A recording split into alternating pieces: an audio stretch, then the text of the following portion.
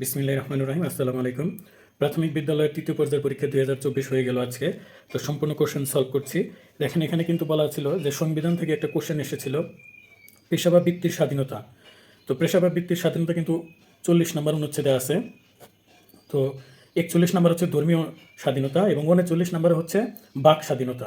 তো এই স্বাধীনতাগুলো কিন্তু 39, 40, 41 এভাবে আপনারা মনে রাখার চেষ্টা করবেন। কুসুম্বা মসজিদ হচ্ছে নওগাঁ জেলায়। আমি একটু দ্রুত সলভ করতেছি, আপনারা একটু মিলিয়ে নেবেন। এবং মালদ্বীপের যে ভাষা সেটা হচ্ছে দ্বিবেদী। আমরা কিন্তু অনেকেই মালয় মনে করেছি, মালয় হচ্ছে তাদের রাজধানী। 4 নম্বরে ব্রিটিশ শাসকের সময়, কোন ব্রিটিশ শাসকের সময় ভারতবর্ষ স্বাধীনতা লাভ করে? এটা হচ্ছে লর্ড মাউন্টব্যাটেনের সময় কিন্তু ভারত স্বাধীন হয়, ব্রিটিশরা চলে যায় আর কি। এরপরে শালবন বিহার হচ্ছে কোন রাজবংশের কীর্তি? এটা হচ্ছে দেব ভবদেব আর কি, সেই দেব বংশের কীর্তি। তো অনেকে কিন্তু পাল ব্যবহার করেছেন, এটা কিন্তু আসলে পাল দিলেও হবে না। আন্দামান ও নিকোবর দ্বীপপুঞ্জের রাজধানী হচ্ছে পোর্ট ব্লেয়ার। রোম সাম্রাজ্যের প্রথম সম্রাট হচ্ছে অগাস্টাস সিজার। মুখোমুখোশ বাংলাদেশের প্রথম চলচ্চিত্র এবং এটা কিন্তু পরিচালক ছিলেন আব্দুল জব্বার খান। ফরাসি বিপ্লবে অনুপ্রাণিত ছিলেন হচ্ছে রুশো এবং Voltaire.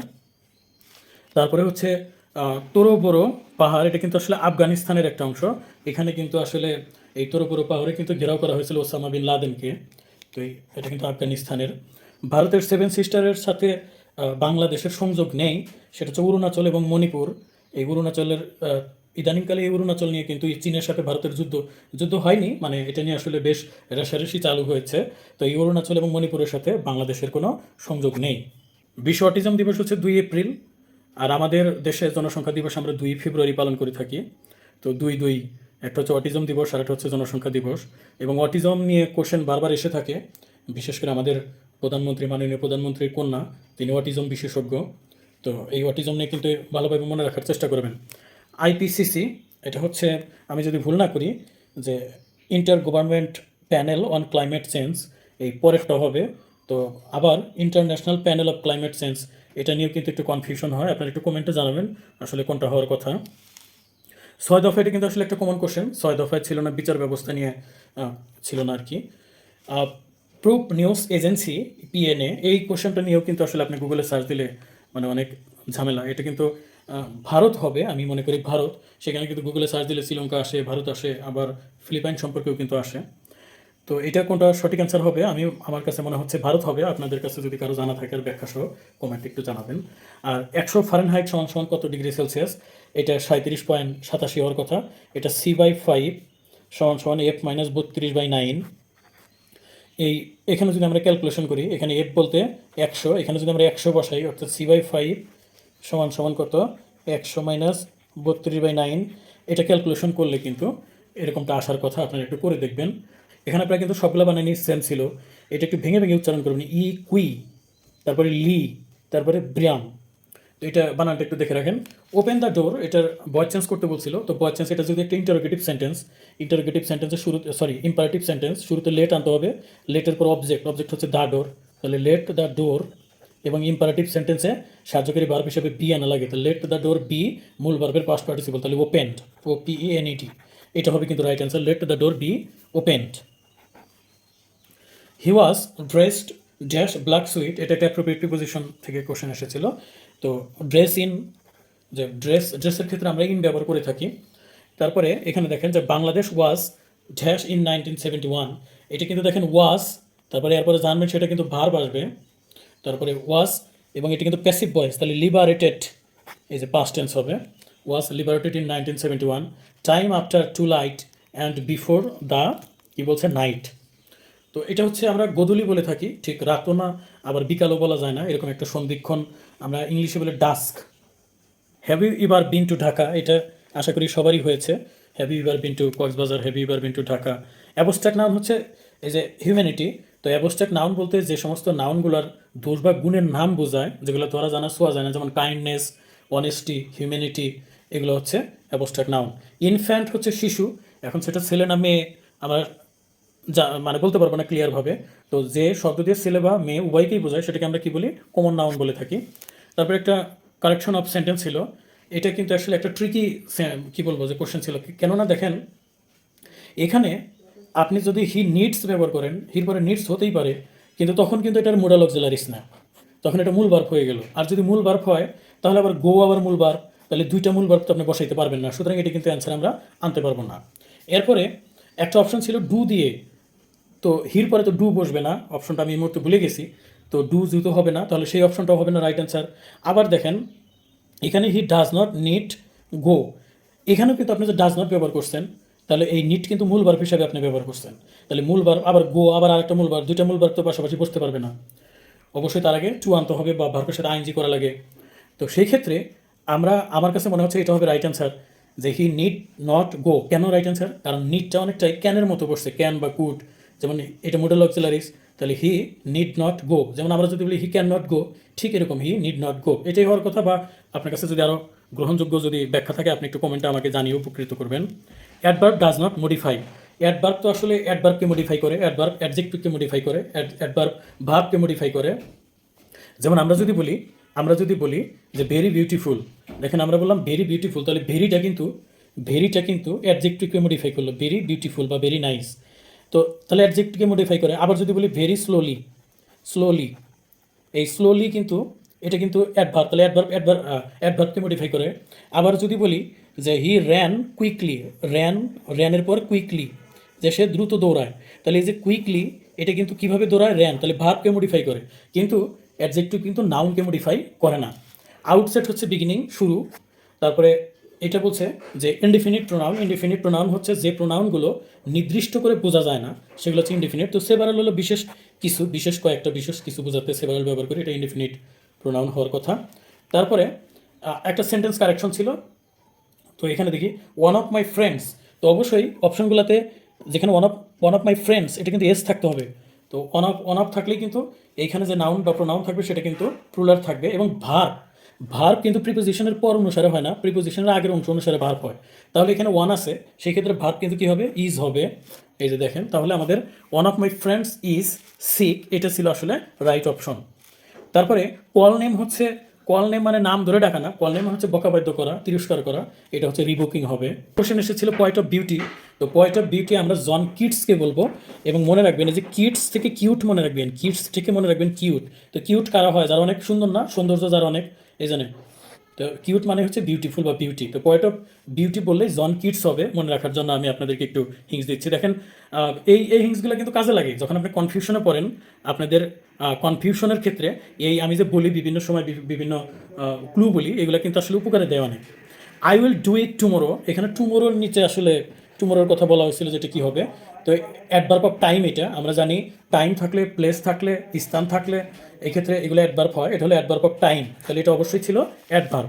Either he or his friend, দেখেন ওয়ার যদি থাকে তাহলে কিন্তু ওয়ার, এই যে এইটুকু আলাদা সাবজেক্ট, আবার এইটুকু আলাদা সাবজেক্ট, এখন কোন সাবজেক্টে মেন ধরবো, ওয়ারের ক্ষেত্রে যেটা ভার্বের কাছে থাকবে, তাহলে যে ওয়ারের পরে যে ফ্রেন্ডস, এটা হলে এখানে ভার্ব বসবে ভার্বের কাছে, সুতরাং এটা মেন ভার্ব হিসাবে আমরা ধরবো।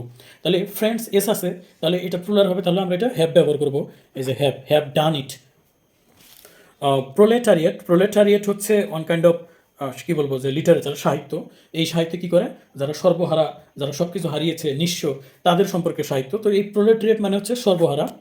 রুডিমেন্টারি হচ্ছে প্রাথমিক, এলিমেন্টারি, এটা হবে রাইট অ্যান্সার।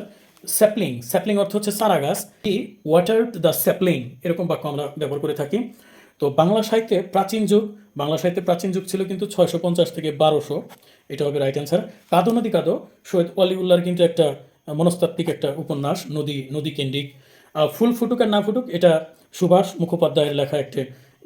তারপরে বিবর, আমরা মুখবিবর বলি না, মুখগহ্বর, তো বিবর মানে হচ্ছে গহ্বর। বাংলাদেশ, এটা লিখছে অমিয় চক্রবর্তী, যে জ্বলে পুরে ছারখার বার তবু মাথা নোয়াবার না, এরকম একটা লাইন ছিল মেবি, আমি যদি ভুল না করি। চোরাবালি হচ্ছে বিষ্ণুদের লেখা। সোনালী কাবিন আল মাহমুদ, তো এটা কিন্তু মুক্তিযোদ্ধা, আল মাহমুদ ছিলেন কিন্তু মুক্তিযোদ্ধা। মনোহর, দেখেন মনোহর, এখানে কিন্তু ওকার আছে, তো ওকার যদি থাকে নর্মালি সেটা কিন্তু বিসর্গ সন্ধি হয়। তো বিসর্গ সন্ধির ক্ষেত্রে আমরা কি করি, ও যদি থাকে তার পরিবর্তে বিসর্গ ব্যবহার করি। তো শুধু তাই না, যদি মূর্ধন্য ষ থাকে, দন্ত ষ থাকে, তারপরে তালে বর্ষ থাকে, তারপরে আপনার যদি র থাকে বা রেপ থাকে, এগুলোর পরিবর্তে এগুলো আমরা উঠিয়ে দিয়ে, বা যদি ওটাকে আমরা কিন্তু একার আকারেও লিখতে পারি, একার আকার, এরকম যদি থাকে সেই একার আকার উঠে দিয়ে উঠিয়ে দিয়ে আমরা সেখানে বিসর্গর ব্যবহার করে থাকি। তো এটা মনে রাখার একটা টেকনিক বলে দেই যে তিন সরাও, এটা মনে রাখবেন, তিন সরাও। তিন সরাও মানে কি, যে ধরেন কেউ বললো যে তুমি 4 মারতে পারো নি, 3 রান নিছো, তখন আপনি মেজাজ খারাপ করে বললেন যে এটা 4ই হয়েছিল, তোমার 3 দেওয়া লাগবে না, 3 সরায় নাও, এখানে তাহলে আমি কোনো রানই অ্যাড করবো না। তো 3 সরাও মানে কি, 3 সরাও মানে তিনটা শ কোনটা কোনটা, মূর্ধন্য ষ, তাহলে বস্য, দন্তস্ব, এই 3 শ থাকলে উঠিয়ে দিয়ে আমরা বিসর্গ করে বসাবো। আবার র আছে, র বা রেপ থাকলে, আবার ও ও যদি থাকে, একারকার থাকলে আমরা সেগুলো উঠিয়ে দিয়ে বিসর্গর ব্যবহার করবো। এটা বিসর্গর সন্ধির কিন্তু উদাহরণ, তাহলে এটা হবে রাইট অ্যান্সার। মুজিব বর্ষ নিয়ে যদি আমরা গবেষণা করি যে মুজিব স্মরণে বর্ষ, এখানে এখানে কি মুজিবকে আসলে বোঝাইছে নাকি বর্ষটাকে বুঝাইছে? অবশ্যই বর্ষ বা বছরটাকে কিন্তু বুঝাইছে। তার মানে কি এখানে কিন্তু পরপদকে গুরুত্ব দেওয়া হয়েছে। তো পরপদ যদি গুরুত্ব দেওয়া হয়, সেটা কি হতে পারে, দ্বিতকে, পরকালে গাই দ্বিতকের গান, মনে রাখবেন, দ্বিতক।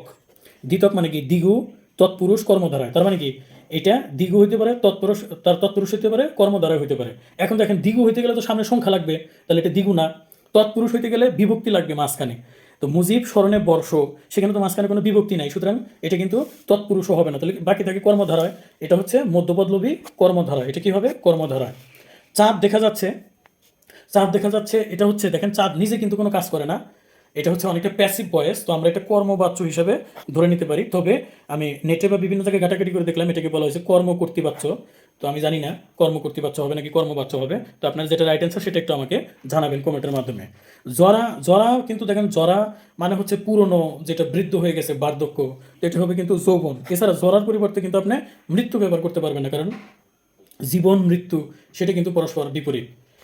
ব্যায়ামে শরীর ভালো থাকে, তো ব্যায়ামে মানে কি, ব্যায়াম করলে মানে কোন উপায়ে ব্যায়াম করলে বা কিসের মাধ্যমে, ব্যায়ামের মাধ্যমে বা ব্যায়ামের দ্বারা শরীর ভালো থাকে, তাহলে ধারা দিয়া কর্তৃক, যে কোনো একটা উপকরণ দিয়ে কোনো একটা কাজ করা বলে, উপকরণ থেকে মনে রাখবেন করণ, তাহলে এটা করণে সপ্তমী, ব্যায়ামে এ আসে, তাহলে করণে সপ্তমী। যা বলা হবে সেটা আমরা বক্তব্য, যে আপনি যা কিছু বলতে চান সেটাকে লিখে নেন না, সেটাকে আমরা কি বলি, যে এইগুলোই বলা হবে, তার মানে বক্তব্য। বাংলা সাহিত্যের কথা, এটাতে খুবই খুবই কমন, খুবই কমন। এটা কিন্তু আজকে যারা পারছেন তাদের ধন্যবাদ, এবং যারা পারেন নাই তারা পরবর্তী পরীক্ষার জন্য মনে রাখেন। বাংলা সাহিত্যের কথা হচ্ছে ডক্টর মোহাম্মদ শহীদুল্লাহর লেখা, কিন্তু একটা বিখ্যাত একটা যে সাহিত্য সম্পর্কিত একটা গ্রন্থ। এছাড়াও বাংলা ভাষার ইতিবৃত্ত কিন্তু ডক্টর মোহাম্মদ শহীদুল্লাহ লিখছে, এই দুইটা বই ভালো সম্পর্কে জানবেন। তৎসম উপসর্গ, খাঁটি বাংলা উপসর্গ কিন্তু 21টি, আর তৎসম কিন্তু 21টি না, একটা কম, তাহলে তৎসম বা সংস্কৃত উপসর্গ হলো 20টি। মাত্রাহীন বর্ণ, মাত্রাহীন বর্ণ হচ্ছে 10টি, এগুলো মনে রাখবেন, যেমন অর্ধমাত্রা, অর্ধ থেকে মনে রাখবেন, অর্ধ মানে 8, অর্ধ থেকে 8, তার মানে অর্ধমাত্রা হলো 8টা, অর্ধ থেকে মনে রাখবেন 8। আবার আমাদের পূর্ণ বয়স্ক একজন মানুষের কয়টা দাঁত থাকে, 32টা দাঁত থাকে, তার মানে পূর্ণ মাত্রা আছে 32টা বর্ণের উপর, আর মাত্রাহীন বর্ণ কয়টা, 10টা। এইভাবে কিন্তু এই কোশ্চেনটা মনে রাখার চেষ্টা করবেন। বাবা, এটা কিন্তু বাবা, চাকু, এগুলো হচ্ছে তুর্কি শব্দ, বিদেশি শব্দ। ষড় ঋতু, দেখেন এই যে বলছিলাম, ষড় ঋতু মানে কি, সামনে যদি 6টা ঋতুর সমাহার, তার মানে এরকম যদি সংখ্যা থাকে সেটা হয় কি সমাস, দ্বিগু সমাস। তারপরে ফোরজারি মানে হচ্ছে জালিয়াতি, আর ফোরফেইট যদি থাকতো, ফোরফেইট সেটা হলো বাজেয়াপ্ত করা। আর জটিল, জটিল বাক্যে যদি খণ্ড বাক্য থাকে, আমরা জানি যে কমপ্লেক্স সেন্টেন্সে কি হয়, যে একটা সাবঅর্ডিনেট ক্লোজ থাকে আর একটা প্রিন্সিপাল ক্লোজ থাকে, তো দুইটা ক্লোজের ভিতর কি থাকে, কোমা থাকে না? হ্যাঁ, তাহলে জটিল এবং খণ্ড বাক্যের এই কোশ্চেনে মাঝখানে থাকবে হচ্ছে কোমা, কোমা হবে রাইট অ্যান্সার। এরপরে গণিত অংশ নিয়ে আমি বিস্তারিত ভিডিও করব, তো আজকে এই পর্যন্তই রাখছি, এবং অতি শীঘ্রই আমি গণিত অংশ নিয়ে ভিডিও করে আপনাদের সামনে নিয়ে আসতেছি।